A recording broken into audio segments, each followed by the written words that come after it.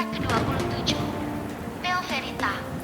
Semenjak aku mengetahui kalau Sarah hanya memanfaatkanku, kini aku sangat membencinya. Pernah sekali Sarah menemuiku tanpa sepengetahuan Kak Bima. Saat itu, Sarah nekat mendatangi rumah peninggalan orang tuaku. Sarah mendatangi rumah itu 3 hari sejak orang tuaku dimakamkan. Mau apa lagi kau datang ke sini? Apa kau belum puas melihat kehancuran keluargaku yang tidak tahu apa-apa? Hatiku padanya. Sebenarnya aku kaget bercampur takut saat Sarah datang ke rumahku di jam 2 dini hari. Aku datang ke sini ingin mengajakku bekerja sama lagi. Kali ini kita akan sama-sama diuntungkan, ucap Sarah. Apalagi tujuanmu? Bukankah semua dendammu sudah terbalaskan? Ada satu orang lagi, yaitu Sulis, ucap Sarah. Aku tidak akan pernah mau menerima tawaranmu itu. Kau tahu sendiri jika aku sangat mencintai Bima. Bagaimana bisa aku menyingkirkan ibunya? Ucapku menolak permintaan Sarah. Aku tidak akan memintamu, Bima. Aku hanya ingin kau membunuh Sulis ini. Kau tahu sendiri kalau Bima sangat membenci Sulis, ucapnya. Kenapa tidak kau sendiri yang melakukannya? Kenapa harus aku? Bukankah kau mempunyai ilmu hitam yang bisa membunuh Sulis tanpa menyentuhnya? Memang benar, tapi aku tidak bisa melakukan itu pada Sulis karena dia juga mempunyai ilmu hitam yang bisa melindunginya, ucap Sarah. Apa maksudmu? Tanyaku tak mengerti. Sulis juga mempunyai ilmu hitam yang bisa melindunginya dari seranganmu. Aku butuh bantuanmu untuk bisa meminjamkan jimat milik Sulis agar aku bisa menyakiti atau bahkan membunuhnya, ucap Sarah. Setelah aku berhasil meminjamkan jimat milik Sulis, lalu apa keuntungan yang kudapat? Tanyaku. Aku janji setelah itu, aku tidak akan pernah mengganggumu dan juga Bima. Aku akan melepaskan kalian berdua, hidup bahagia selamanya. Aku juga akan membuat Bima agar dia takluk padamu, tawar Sarah. Tawaran yang sangat menarik. Aku akan mempertimbangkan semuanya. Berikan aku waktu beberapa hari. Ucapku setuju. Jangan beberapa hari. Itu terlalu lama. Bagaimana kalau besok aku kembali lagi untuk mendengar jawaban? Ucap Sarah. Sebenarnya hari ini pun aku bisa memberikan keputusan. Tapi aku belum bisa mempercayaimu sepenuhnya. Apa yang kau ragukan dariku? Tanyanya. Banyak hal yang aku ragukan. Pertama, kau sudah membunuh kakakku. Apakah aku masih bisa mempercayaimu? Kedua, kau menyeret kedua orang tuaku masuk dalam jebakanmu hingga mereka meninggal. Ketiga, kau juga membawaku masuk dalam masalah. Ucapku. Baiklah, aku mengaku salah. Tapi kali ini aku janji aku tidak akan membohongimu lagi. Dalam hal apapun aku akan selalu jujur padamu. Ucap Sarah mencoba meyakinkanku. Kalau begitu katakan siapa saja rekanmu dalam kejahatan ini. Tidak mungkin kau sendiri yang melakukannya. Aku yakin pasti ada seseorang yang membantumu. Ucapku. Apa maksudmu? Aku tidak bekerja sama dengan siapapun. Ucap Sarah gugup. Kalau kau tidak mau jujur, maka aku tidak akan mau bekerja sama denganmu. Silahkan kau pergi dari rumahku sebelum aku berteriak hingga warga akan membunuhmu saat ini juga. Ingat, aku sudah mengetahui kelemahanmu. Ancamku. Baiklah, aku akan jujur padamu. Sebenarnya aku dibantu seseorang yang bernama Nina. Aku tidak tahu apa tujuannya membantuku. Tapi, aku yakin kalau Nina itu mempunyai dendam pada keluarga Bima. Ucap Sarah. Nina itu adalah tetangga Bima di rumahnya. Sejak kematian orang tuaku, Nina lah yang membantuku. Nina juga yang membantuku membalaskan dendam. Sambungnya. Hanya dia. Tidak ada siapapun lagi. Tanyaku mengintimidasi. Ya, hanya Nina. Tidak ada siapapun lagi. Jawab Sarah. Apakah Nina menaruh dendam pada Bima atau pada Sulis? Tanyaku lagi. Aku tidak tahu. Tapi dari yang aku lihat Nina itu dendamnya pada Bima. Ucap Sarah. Baiklah kalau begitu. Aku setuju untuk bekerja sama denganmu. Tapi dengan satu syarat. Ucapku. Apa syaratnya? Tanya Sarah antusias. Kau dan Nina tidak boleh menyakiti Bima. Kalau kalian melakukan itu, maka aku tidak akan segan-segan menyakiti kalian.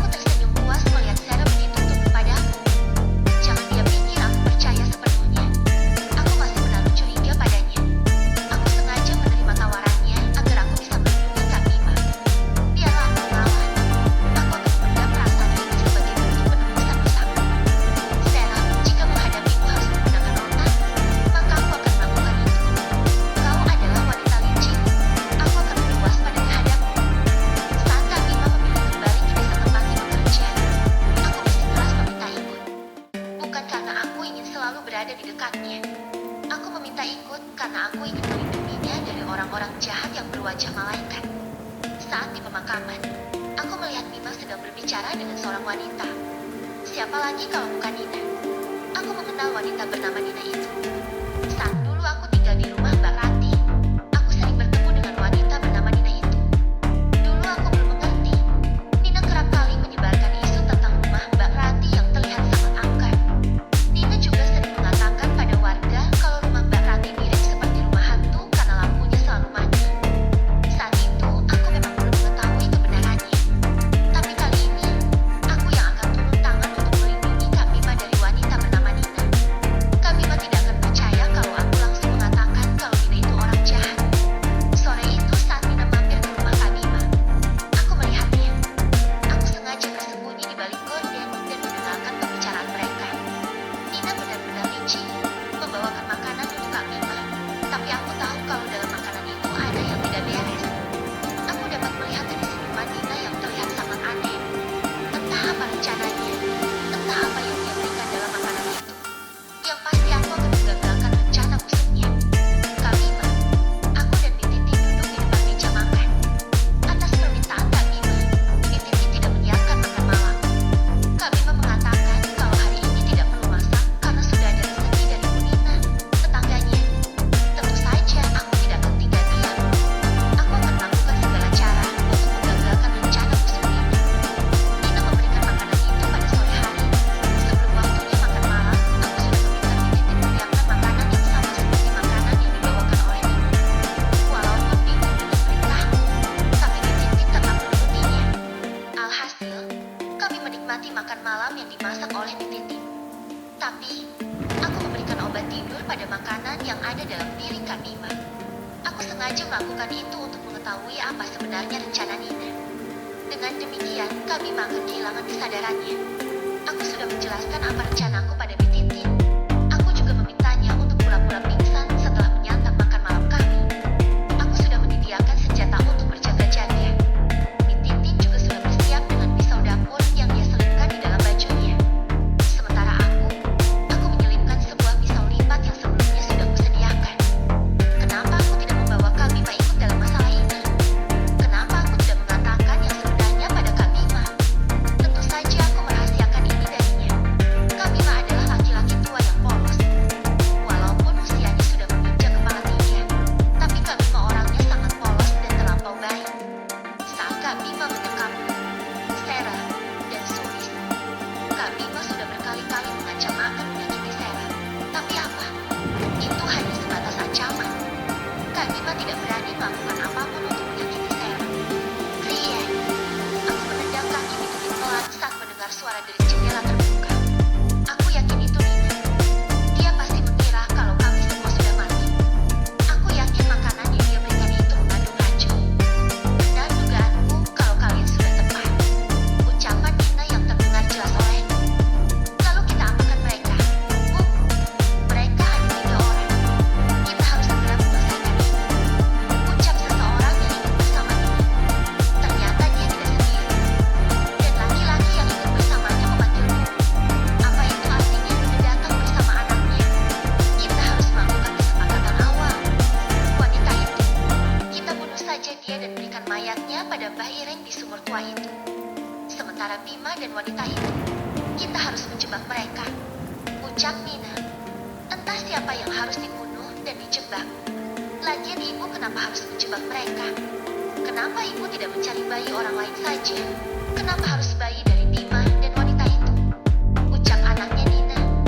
Kau tidak akan mengerti. Ibu melakukan ini semua demi Bang. Ikuti saja perintah ibu. Ucap Nina. Saat wanita dan putranya hendak mendekat. Saat itu juga aku dan Bi Titi menyerang mereka. Keberuntungan memang sedang memihak kami saat ini. Kenapa tidak? Nina dan anaknya memasuki rumah ini dengan penampilan tertutup seperti maling. Menggunakan pakaian serba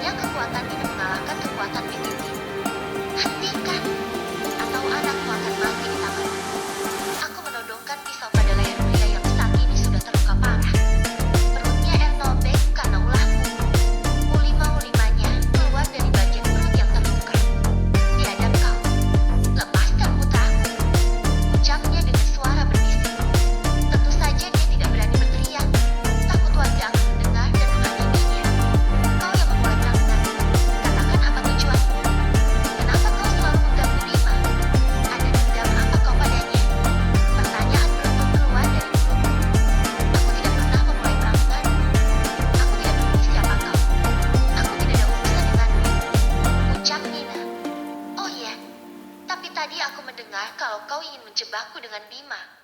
Dan yang kudengar juga kau menginginkan bayi dariku dan Bima. Untuk apa? Tanyaku. Aku.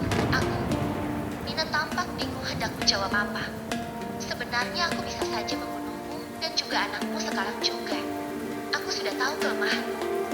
Aku sudah tahu apa yang kau lakukan bersama Sarah. Wanita itu tampak ketakutan saat aku mengatakan itu. Tapi aku masih berbaik hati untuk membebaskanmu. Kau boleh memilih melanjutkan dendammu atau tidak. Kalau kau berubah pikiran dan mau mengatakan yang sebenarnya, maka aku akan membebaskan kalian. Tapi kalau kau tidak mau, terpaksa aku membunuhmu dan juga anakmu ini. Ucapku memberikan penawaran. Aku tidak ada urusan denganmu. Jadi kau tidak perlu ikut campur dengan urusanku. Ucapnya. Semua kejadian yang menimpa keluargaku dalamnya adalah kau. Andai kau tidak membawa Sarah masuk dalam rencanamu, maka keluargaku akan baik-baik saja. Sekarang kau bilang apa? Aku tidak ada urusan denganmu. Kau salah besar. Akulah musuh terbesarmu saat ini. Ucapku berapi-api. Baik. Aku akan mengatakan semuanya. Tapi tolong selamatkan putraku. Lihat keadaannya. Dia bisa kehabisan darah. Ucap Nina melihat Dempa baru saja menyumpah air dari perut putranya yang telah meninggalkan. Baiklah, tapi sebelum itu aku akan menyimpan barang bukti terlebih dulu. Kalau nanti kau berbohong, maka aku bisa menjadikan ini sebagai bukti. Aku mengeluarkan ponsel dari saku celana, merekam kejadian ini, menyorot wajah Nina dan putranya. Maling yang menusuk ke dalam rumah. Ucapku pada saat siaran video berlangsung. Tidak hanya itu, aku juga meminta Nina mengatakan kalau dia adalah pencuri yang masuk diam-diam ke rumah ini pada waktu tengah malam. Setelah semua yang kuinginkan sudah tercapai, aku membiarkan Nina membawa putranya ke rumah sakit. Nina sempat memintaku untuk membantunya membawa anaknya ke rumah sakit. Tentu saja aku menolak itu. Susah payah Nina membawa putranya keluar dari rumah ini. Tunggu saja Nina, aku akan mengadu dombamu dengan Sarah. Kalian yang sebelumnya adalah partner. Akan kujadikan kalian musuh yang akan saling menyerang satu sama lainnya. Bersambung. Part ke-28. Kak Bima, bangun. Udah jam 7 pagi. Samar-samar aku mendengar suara Rita membangunkanku. Kenapa kau masuk kamarku sembarangan? Aku memarahi Rita, masih dengan kondisi mata terpejam. Aku mau pamit sama kakak. Aku ada tugas di kampus. Aku harus segera pergi sekarang. Ucap Rita. Mendengar ucapannya, sontak aku membuka mata. Melihat Rita yang berdiri di samping ranjang dengan penampilan yang sudah rapi. Kau yakin mau ke kampus? Apa kau tidak takut kalau Sarah akan menyakitimu? Tanyaku. Tidak kak. Lagi pula Sarah tidak akan berani berbuat jahat padaku. Di kampus kan banyak orang, mana mungkin Sarah berani macam-macam. Ucap Rita. Ya sudah kalau begitu. Jawabku acuh. Lagian untuk apa aku peduli padanya? Aku tidak mau memberikan harapan padanya. Bisa saja perhatian sekecil apapun dianggap sebagai rasa.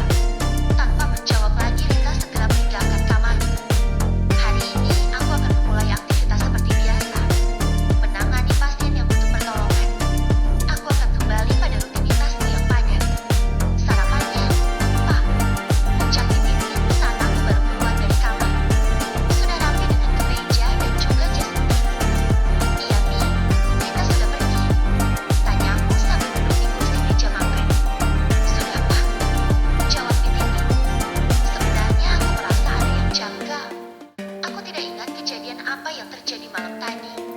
Yang kuingat terakhir hanya saat kami makan malam bersama. Apa aku bertanya saja pada Mi Titin? Tapi aku tahu Mi Titin dan Rita juga pingsan. Sebenarnya apa yang terjadi? Mi, saya mau tanya.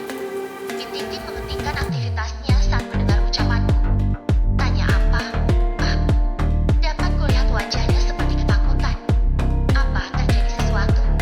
Maksud saya, apakah Mi Titin dan Rita juga pingsan setelah menyantap makanan yang diberikan Bu Nina? Tanyaku. Tidak, Pak. Memangnya siapa yang pingsan setelah menyantap makan malam itu? Tanya Mi Titin. Yang benar saja, Mi.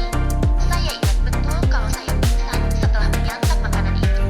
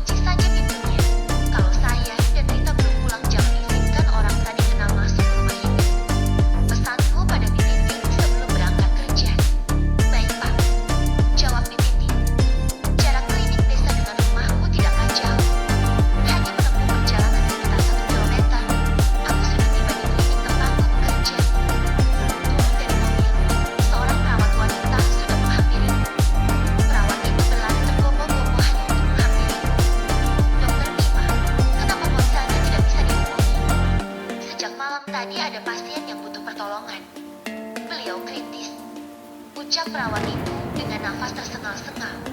Astagfirullah, saya lupa sus. Ponsel saya mati karena kehabisan baterai. Tapi kenapa menghubungi saya? Dokter yang bertugas menggantikan saya kemana? Tanyaku bingung. Melihat ponsel dalam keadaan mati. Padahal aku sudah mencatnya. Saat aku cuti beberapa hari ini, aku digantikan oleh dokter lainnya.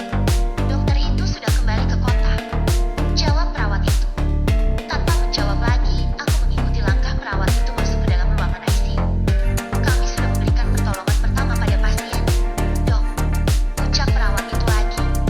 Aku tercengang melihat pasien yang dimaksud. Aku mengenalnya. Dia anaknya Bu Nina. Bagaimana bisa dia terluka? Dan Bu Nina, di mana dia? Di mana keluarganya? Kapan pasien tiba di klinik ini? Tanyaku pada perawat. Sejak tadi malam, Dok. Ibunya yang membawanya ke sini. Saat ini ibunya sedang pulang ke rumah untuk mempersiapkan keperluan selama di klinik ini. Jawabnya. Aku mendekati tempat ibu pasien, memeriksa kondisi anak Bu Nina yang sudah terpasang alat pernapasan di hidungnya. Luka di bagian perutnya sangat parah. Dia juga kehabisan banyak darah. Segera hubungi ibunya. Kita harus melakukan operasi pada bagian perut. Baik, Dok. Aku sendiri tidak yakin bisa menangani anak Bu Nina di klinik ini. Dengan peralatan yang kurang lengkap, juga peralatan yang belum canggih.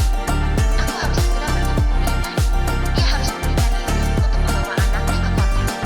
Rumah sakit di kota akan lebih baik, dengan peralatan canggih dan juga lengkap. Sebentar lagi ibunya akan sampai. Ucap perawat yang baru saja kembali. Sembari menunggu kedatangan Bu Nina, aku masuk ke ruanganku. Menghubungi rekan sesama dokter untuk bertanya apakah tersedia golongan darah yang dibutuhkan. Anak Bu Nina kehilangan banyak darah. Klinik desa ini tidak mempunyai darah yang cocok untuknya. Sebenarnya apa yang terjadi dengan anaknya Bu Nina? Kenapa dia bisa terluka parah seperti ini? Bukan hanya bagian perut, wajah dan tubuhnya juga mengalami luka, walaupun tidak separah luka di bagian perut. Permisi, Dok. Ibu Nina sudah sampai. Suruh Bu Nina masuk ke ruangan saya. Baik, Dok. Tidak lama setelahnya, Bu Nina memasuki ruanganku dengan wajah sendu. Terlihat kabut matanya menghitam, mungkin karena Bu Nina tidak tidur semalaman karena menjaga anaknya. Permisi, Dok. Ucapnya dengan suara lemah. Masuk, Bu, silakan duduk. Ucapku mempersilahkan Bu Nina duduk. Kondisinya sangat parah. Dia juga kehabisan banyak darah. Saya sarankan untuk membawanya ke rumah sakit di kota. Karena di sana peralatan sudah lengkap dan canggih. Aku langsung mengatakan pada ibunya, lakukan yang terbaik. Dok, tolong selamatkan putraku. Ucap Bu Nina. Tapi, saya tidak punya biaya sebanyak itu. Sambungnya. Saya akan membantu sebisa mungkin. Hari ini juga kita harus membawanya ke rumah sakit. Tolong ibu tanda tangan surat persetujuan ini. Aku menyerahkan surat pernyataan pada Bu Nina. Tidak menunggu lama Bu Nina segera menandatangani surat pernyataan itu. Sebenarnya aku ingin bertanya pada Bu Nina tentang apa yang terjadi pada putranya. Tapi waktunya tidak tepat. Aku akan bertanya nanti saat keadaan memungkinkan. Menggunakan ambulan, aku dan Bu Nina ditemani satu orang perawat membawa putranya ke rumah sakit. Perjalanan menuju kota membutuhkan waktu sekitar 3 jam. Pukul 11 siang, akhirnya kami tiba di rumah sakit. Beberapa perawat dan dokter langsung menyambut kedatangan kami. Membawa anak Bu Nina ke ruangan untuk segera ditangani.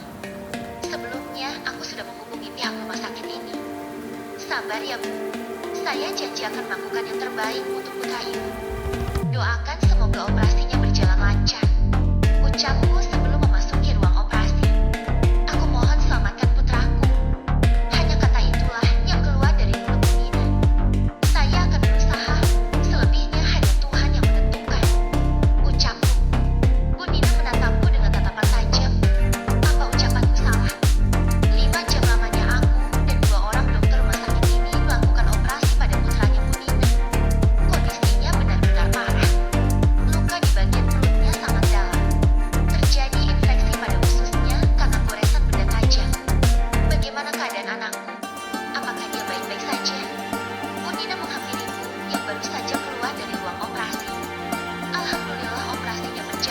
lancar. Tapi anak ibu belum melewati masa kritisnya. Dia mengalami luka yang cukup parah.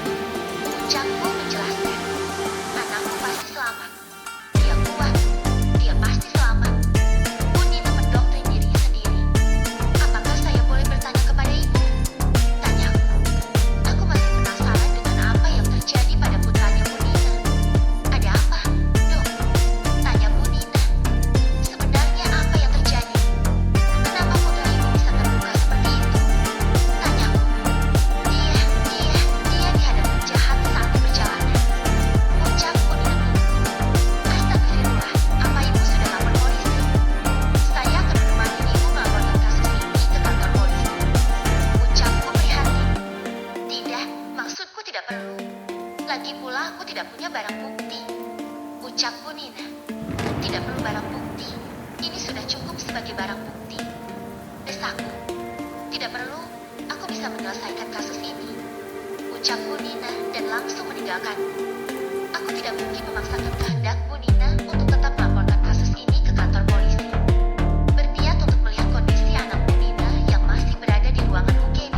Tapi saat hendak memasuki ruangan, aku bertabrakan badan dengan seseorang yang berjalan tergesa-gesa meninggalkan ruangan ini.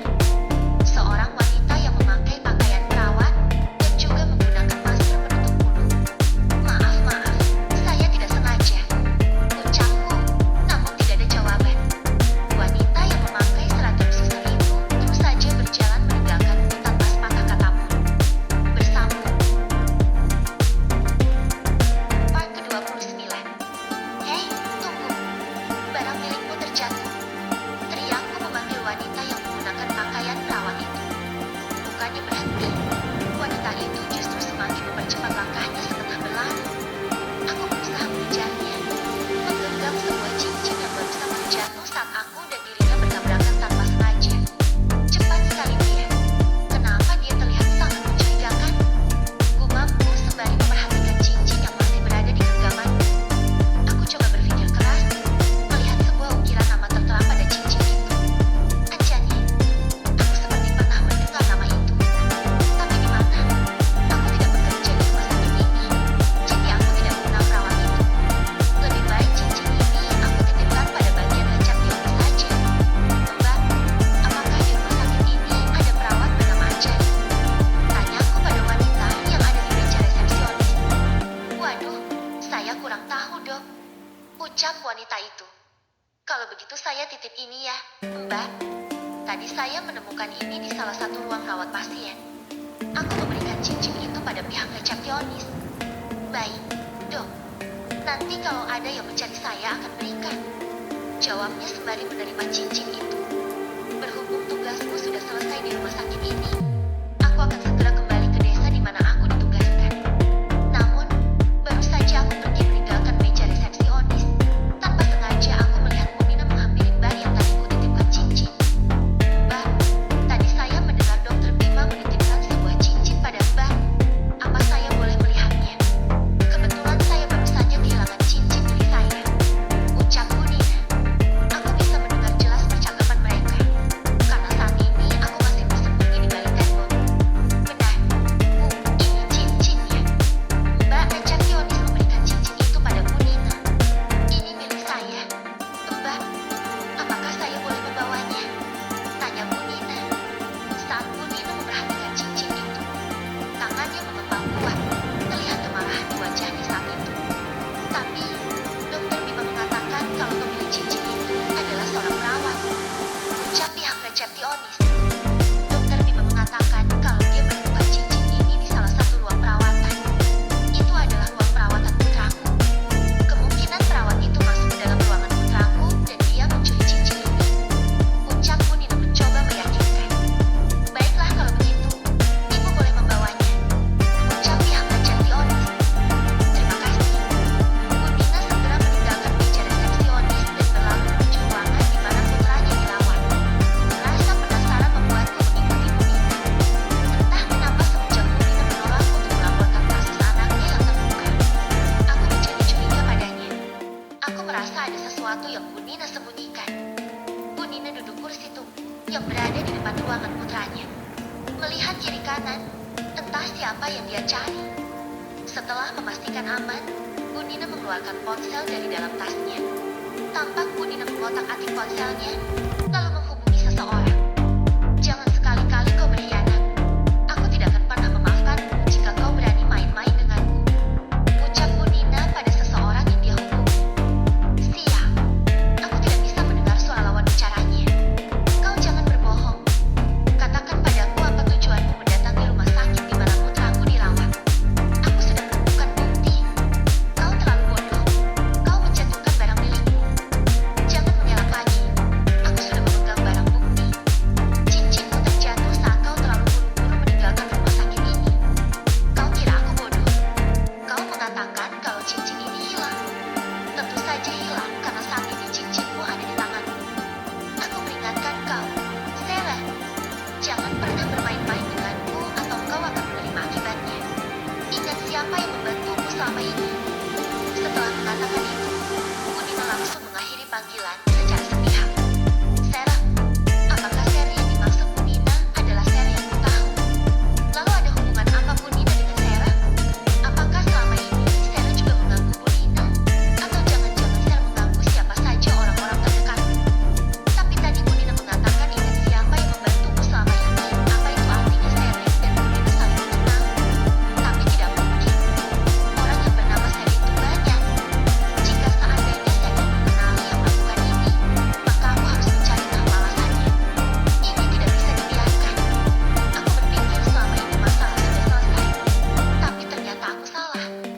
Sarah masih saja berbuat semena-mena. Anjani. Astaga. Aku baru ingat. Anjani adalah nama lain Sarah. Aku ingat saat Bu Sulis bercerita tentangnya saat di kampus orang-orang memanggil Sarah dengan nama Anjani. Kenapa aku bisa lupa? Untuk apa Sarah mendatangi rumah sakit ini? Dan untuk apa Sarah masuk ke dalam ruangan di mana putranya Bu Nina dirawat? Kalau benar itu Sarah yang ku kenal, berarti saat ini putranya Bu Nina dalam bahaya. Tidak ingin menerka-nerka. Aku segera berlari menuju ruangan di mana putranya Bu Nina berada. Bu Nina yang masih duduk di kursi tunggu tampak heran melihatku yang berlari tergopoh-gopoh memasuki ruangan anaknya. Ada apa, dokter? Tanya Bu Nina tanpa menjawab. Aku terus melewatinya. Ya Tuhan, dia mengalami kejang. Benar saja, saat membuka pintu aku mendapati anak Bu Nina mengalami kejang. Dikarenakan tidak membawa peralatan, aku berlari keluar memanggil dokter lain untuk membantuku menanganinya. Putraku, siapapun tolong selamatkan putraku. Bu Nina yang melihat keadaan anaknya berteriak histeris. Tidak sampai 5 menit, aku sudah kembali dibantu 2 orang perawat dan 1 orang dokter. Sebaiknya ibu tunggu di luar dulu ya. Biarkan kami menangani pasien. Salah seorang suster meminta Bu Nina keluar. Selamatkan putraku. Tolong dokter. Tolong selamatkan dia. Tanpa diduga Bu Nina memeluk kakiku memohon. Jangan seperti ini, Bu. Ibu tenang dulu. Biarkan kami segera menanganinya. Aku berusaha melepaskan cengkraman Bu Nina di kakiku. Berusaha semaksimal mungkin untuk menolong putranya Bu Nina. 1 jam lamanya aku dan 1 dokter lainnya berusaha. Tapi tetap Allah yang menentukan kehidupan seseorang. Dia tidak tertolong lagi. Bagaimana caraku menyampaikan kabar buruk ini pada Bu Nina? Gumamku lirih. Melihat 2 orang perawat melepaskan alat-alat yang menempel di tubuh putra Bu Nina. Badanku lemas melihat itu. Aku menarik diri merasakan sakitnya kehilangan seseorang yang sangat berarti dalam hidup. Saya merasa ada yang janggal Dokter Bima. Saya sudah melakukan tes pada cairan infus pasien dan hasilnya ditemukan adanya sampel racun dalam cairan infus ini. Ucap Dokter Budi, dokter yang membantuku menangani anak Bu Nina. Aku tidak kaget mendengar itu karena aku sendiri sudah menduganya. Wanita yang menyamar sebagai perawat itu, pasti dia yang melakukannya. Tidak, tidak mungkin. Anakku tidak mungkin meninggal. Bu Nina menangis histeris saat mendengar berita kematian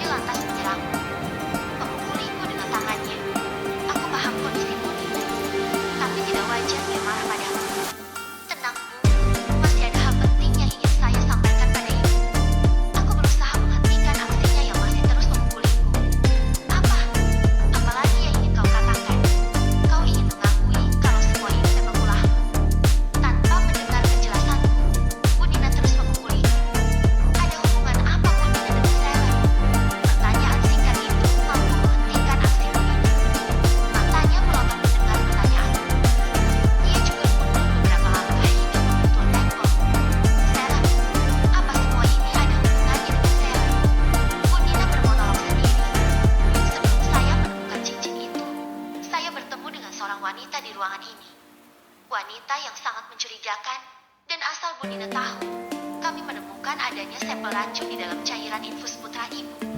Aku tidak ingin menduga-duga tanpa bukti. Lebih baik kita cek CCTV yang ada di rumah sakit ini. Aku yakin wanita itu yang melakukan ini semua. Aku menjelaskan apa yang ku tahu. Dan aku mendengar Bu Nina menghubungi seseorang bernama Sarah. Siapa dia, Bu? Ada hubungan apa Ibu dengan Sarah?